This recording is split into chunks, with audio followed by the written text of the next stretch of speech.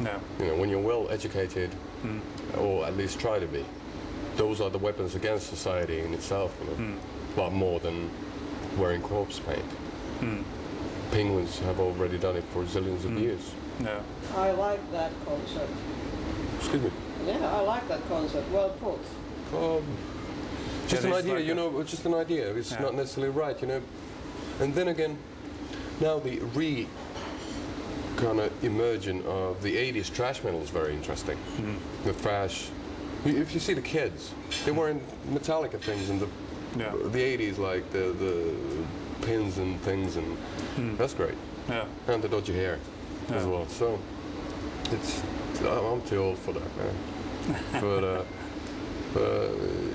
yeah, the shock value is gone. Marilyn Manson was probably one of them who did it the best. But nowadays you can't shock people too much. No. And especially European countries. In America you can probably shock. Yes, yeah. Because it's more religious there. When I woke up this morning I was wearing Cradle of Filth's vessel masturbation that says in the back, Jesus is a cunt. And that's banned in England. But you can wear it here. That's just probably because people are not traveling with their dictionaries and with them. But the thing about, for example, I've mentioned them a couple of times, is that what makes them fairly different in the genre of metal is the fact that they are fairly well educated in verse, especially Danny is.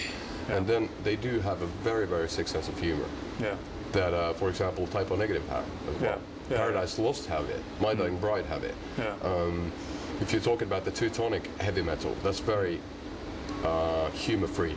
The whole situation with, you know, traditional kind of then Manowar type, a Judas Priesty type of metal.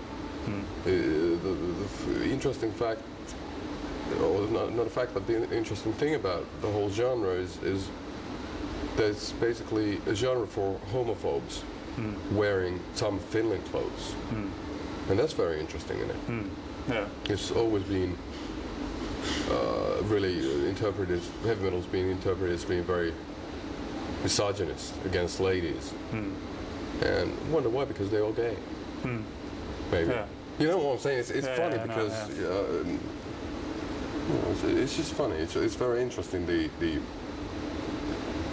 you know, I did love Arnold Schwarzenegger in Conan, and I do understand the appeal of wearing loincloth. But you know, a lot of bands do lack of sense of humor. Like Turisas, for example, Finnish band, new band. They have that similar sort of thing, but they have a lot of humor with it. That goes with it. Heavy metal should be fun as well, which Ron James Dio was. Iron Maiden was fun. I wasn't around for Sabbath, but it was fun. It was going into a party when we were seeing a gig, even though the subject matter might be cinematic and escapist and dramatic and kind of over the top. So we'll also be kind of like, you know, mapping the metal mindset. Do you like horror movies? And I grew up with gore, slasher films, because and all that that. seems to be quite like a like Giger's art and all this is kind of like something that like. Well, I got into Giger through Danzig. Danzig's third album has the Giger piece in the cover, and Debbie Harry used that in the 80s, and sure, horror movies and what else? You know, the whole shebang. We actually went to see a very kind of leading psychiatrist here. He also kind of explained that why metal is so popular here through this, not like, you know, the old thing that Finland, we live in the darkness and most of the night. How do you explain Italy then? Yeah, exactly. Brazil. But I think that he explained kind of differently that you can like see that there's different reasons in other countries. In Italy they talk a lot of bullshit, and in Finland we don't talk a lot.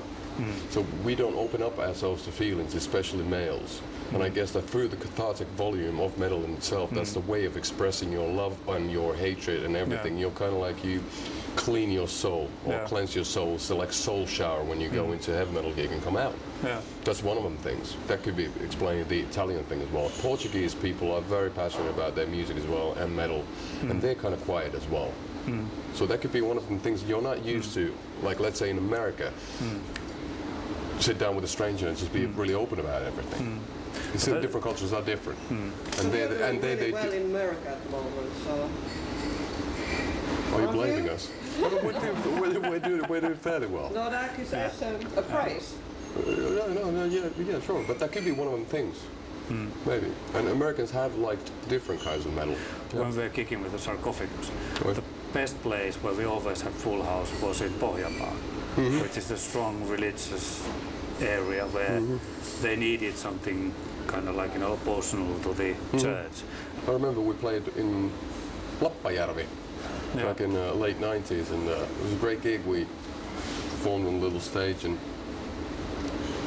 there was like half of the audience were people with corpse paint, Yeah. and half of the audience were Jehovah's Witnesses or whatever, holding their Bibles and having their eyes closed and praying for us. And that really happened. It was really weird. And then they started beating up each other, and we had to stop. We've always been the ones falling in between of different genres. I don't really mind if somebody believes in whatever, if it helps that particular person to cope with life. Yeah, Life is pretty tough in itself. So whatever it might be, if it's Moomin or if it's Christian God or whether it's an old fertility symbol nowadays called by Christianity Satan or Lucifer, the bringer of light, Lucifer. So it doesn't really matter, whatever makes people happy. Yeah.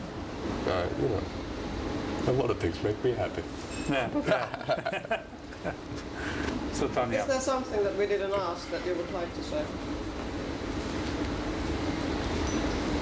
So, it's such a wide topic. You could talk about this thing for ages, and there's, it's just, we're just playing association-free game, trying to get somewhere with it. But it's possible, and you've been meeting so many people. There's so many different attitudes towards the metal. Right? I do think that there's the fact that the Finnish male has a problem of getting the emotions out. And what would be easier and a stronger way than metal to get it out? To really, it could have been punk, like proper Iggy Pop and Stooges. Yeah.